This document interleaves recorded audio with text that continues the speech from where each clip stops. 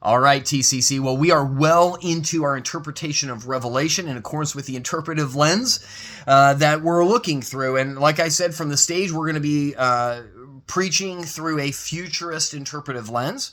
But we want to give you the data and the understanding of how the other interpretive lenses would be explaining this. So from a futurist perspective, these are literal events being described symbolically, and that none of them have occurred yet, and we are looking at these events happening in the future. The historicist would say that they're literal events, and that some of them have already happened, and some of them will be in the future.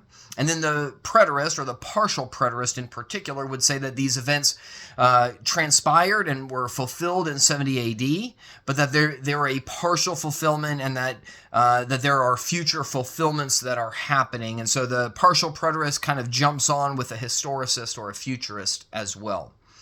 The one lens that we haven't talked about is the idealist. And the idealist understands that everything that's being described in Revelation is symbolic of our present church age, this kingdom that we're living in.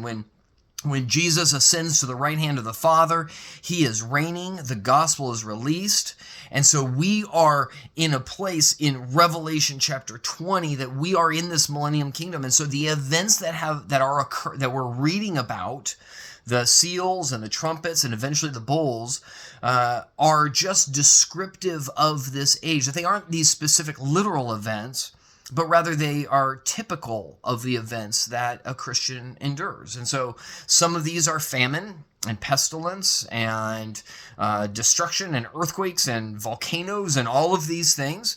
And the one that I spent a lot of time on this Sunday was on the demonic forces, right? These locusts and these demonic horses that we read about in the 5th and 6th trumpet. And the idealist would interpret those as demonic forces, but just kind of the general pervasiveness of, as Peter refers to him, the devil prowling around like a roaring lion, right? Like Satan is and his demons are constantly tempting and persecuting and oppressing the world.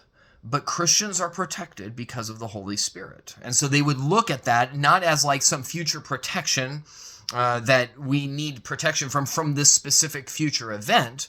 They would just say that God is protecting his people because he does protect his people.